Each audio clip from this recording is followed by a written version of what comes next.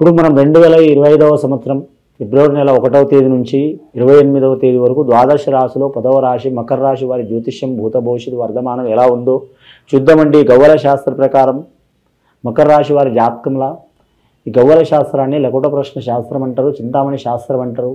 9 గవ్వలు 3 సార్లు వేసి వారి జాతకం మకర రాశి వారి జాతకం భూత భవిష్యత్తు వర్ధమానం ఎలా ఉందో కౌంట్ చేసి లెక్క పెట్టి చూద్దామండి. గవ్వలేసి మకర రాశి వారి జాతకానికి చూడాలంటే అదృష్టమైన సంఖ్య పడ్డదండి. వారి జాతకానికి 8 సంఖ్యలు పడ్డాయి. ఇంతవరకు ఎవరికి పడలేదు, వారికే పడ్డది డైరెక్ట్ 8వ సంఖ్య. వారికి సంఖ్య కూడా 8వ సంఖ్య చాలా వరకు అచ్చుబాటు అండి. రాష్ట్రాధిపతి శనీశ్వరుడు ఎల్నాటి శని ప్రభావం వెళ్ళిపోతుంది వారి జాతకంలో. 2025 మార్చి 30 నుంచి వెళ్ళిపోతుంది అని శని పోయేటప్పుడు పోతే ఏదైనా మంచి చేస్తాడు చెడు చేస్తాడు కాబట్టి తగు జాగ్రత్తలు వీరు తీసుకోవడం మంచిది. శనేశ్వరుని ఆరాధన చేయటం, అలాగే మాత్రం వెంకటేశ్వర స్వామిని ఆరాధన చేయటం చాలా వరకు మంచిది. 8వ సంఖ్య పడ్డదండి. ఇన్ని సంవత్సరాలు అష్టకష్ట చిక్కులు పడ్డారండి.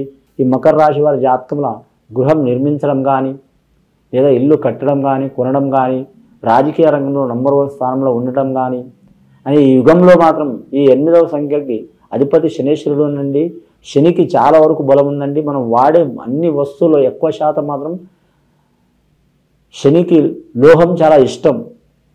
మనం గృహంలో వాడే వస్తువులు కావచ్చు, మనం దేశంలో కొన్ని వాడే వస్తువులు కావచ్చు, మన రాష్ట్రంలో కావచ్చు, అన్ని ప్రాంతాల్లో వాడే వస్తువుల్లో శనిది ఖచ్చితంగా ఉన్నది కాబట్టి వీరు ట్రాన్స్పోర్ట్ రంగం వారికి కూడా కలిసి వస్తుంది. అలాగే మాత్రం వాహన రంగం వారికి కలిసి వస్తుంది. అలాగే టీవీ రంగం వారికి, ఎలక్ట్రానిక్ రంగం వారికి, కంప్యూటర్ రంగం వారికి, అలాగే వీరి జాతకానికి కెమెరా రంగం వారికి, అలాగే వీరి జాతకానికి చూడాలంటే రాజకీయ రంగం వారికి ఒకప్పుడు ఉంటే రాజమార్గం ఉండేదండి. అంటే రవి మహారదశ బాగుంటే రాజ్యం ఉండేది, ఆ ఒక రాజ్యానికి ఒక రాజు ఉండేది. ఇప్పుడు నడుస్తుంది ప్రజాస్వామ్య దేశం అండి. కాబట్టి మాత్రం ప్రజాస్వామ్య దేశం కాబట్టి మాత్రం ఈ శని సంఖ్యలో అంటే 8వ సంఖ్యలో పుట్టినవారు కావచ్చు, 17వ సంఖ్యలో పుట్టినవారు కావచ్చు, అలాగే వీరి జాతక బలానికి చూడాలంటే 26వ సంఖ్యలో పుట్టినవారు కావచ్చు, మకర లగ్నంలో పుట్టినవారు కావచ్చు, మకర రాశి వారు కావచ్చు, తప్పకుండా వారు అష్టకష్ట చిక్కులు పడి కూడా మాత్రం అష్టైశ్వర్యాలు లభించే యోగ బలం ఉంటుంది. కానీ ఇంకోటి వివాహ విషయంలో కూడా మాత్రం కొన్ని ఇబ్బందులు చిక్కులు చికాకులు ఉంటే తొలగిపోయే అవకాశాలు ఉంటాయండి. ఖచ్చితంగా వీరు మాత్రం శని త్రయోదశి శనీశ్వరుని పూజ చేయడం చాలా వరకు మంచిదండి. శుభయోగం కలిసి వస్తుందండి. రెండవసారి గవ్వలేసి చూద్దాం.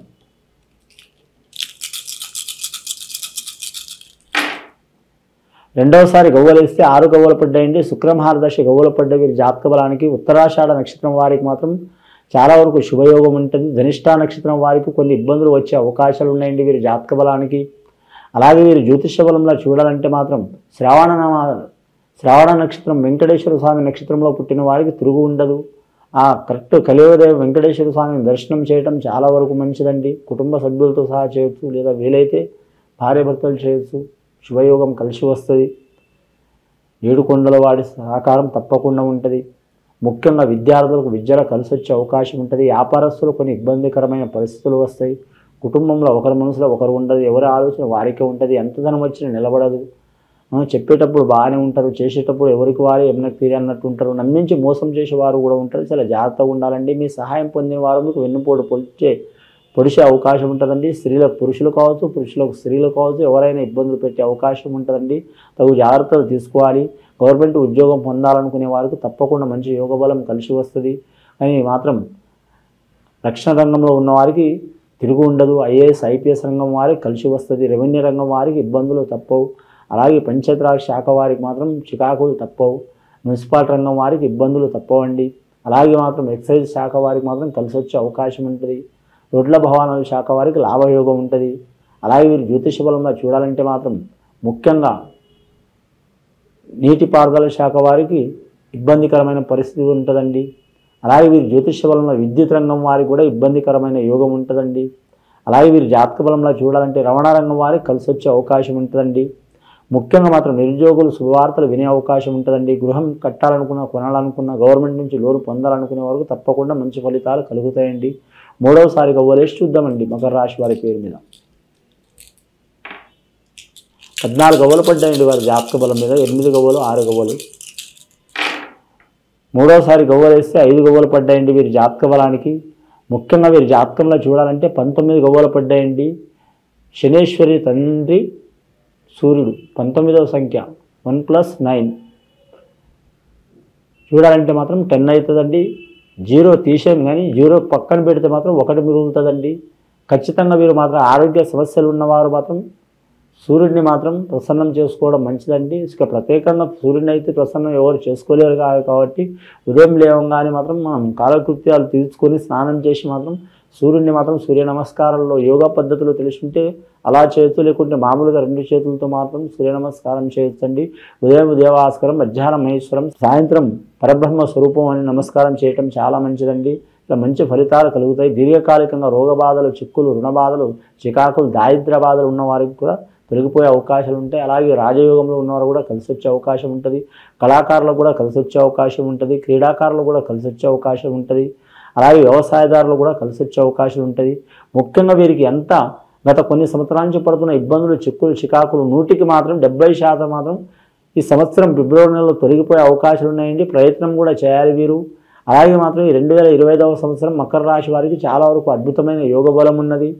కానీ మకర పట్టు చాలా ఉంటుంది. మకర రాశి అంటే ముసలి, మకర పట్టు చాలా ఉంటుంది. కానీ నీటిలో ఉన్నంతసేపు చాలా బలం ఉంటుంది. బయట ఉన్నప్పుడు ఇబ్బంది ఉంటుంది. అప్పుడప్పుడు వీరు ఇబ్బంది పడే అవకాశం ఉంటుందండి.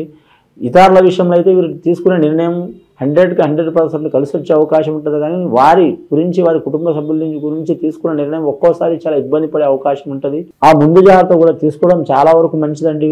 రాశివారు అంశబలం మంచిగా ఉంటుంది. విద్యార్థులకు మాత్రం విద్య విషయంలో కలిసి వస్తుంది. పెద్దల పేరు నిలబెట్టే అవకాశం ఉంటుంది. ముఖ్యంగా మాత్రం శనీశ్వరుని ప్రసన్నం చేసుకోవడం మంచిది. అలాగే సూర్యమహాదేవుడికి పూజ చేయడం మంచిదండి. శనీశ్వరునికి శని త్రయోదశులు తైలాభిషేకం చేయటం, లేదా నవగ్రహాలతో పాటు పూజ చేయటం, లేదా ఆంజనేయ స్వామిని పూజ చేయటం, లేదా కాలభైరవుడిని పూజ చేయటం. కాలభైరవుడు మన శనీశ్వరుడు సన్నిహితులు లెక్కని. అలాగే మాత్రం ఆంజనేయ స్వామి ప్రతి దేవతల్ని శనీశ్వరుడు పరీక్ష పెట్టిండు కానీ మాత్రం ఆంజనేయ స్వామి దగ్గర రాలేదండి. వరపుత్రుడు కాబట్టి ఆంజనేయ స్వామిని పూజ చేయటం. శనిగ్రహం చెడు అనుకుంటున్నారు చాలామంది, కానీ శనిగ్రహం ధర్మబద్ధంగా నడిచే గ్రహం అండి. ఆ గ్రహాన్ని వీరు ప్రసన్నం చేసుకుంటే మాత్రం చాలా వరకు మంచి ఫలితాలు కలిసి వచ్చే అవకాశాలు ఉంటాయండి. అలాగే శుభకార్యాలు మాత్రం వాయిదా వేయొద్దు. అలాగని హడావుడి చేయొద్దు. హడావుడి చేసిన ఇబ్బంది పడే అవకాశం ఉంటుంది. ముఖ్యంగా వీరి జాతక బలానికి చూడాలంటే మాత్రం డార్క్ వస్త్రం కలిసి వచ్చే అవకాశం ఉంటుందండి. వీరికి లైట్ వస్త్రం కలిసి రాదండి. ముఖ్యంగా వీరి జాతక బలానికి చూడాలంటే మాత్రం కానీ వ్యాపారస్తుల్లో మాత్రం కలిసి వచ్చే అవకాశం ఉంటుంది. లక్ష్మీప్రద యోగం ఉంటుంది.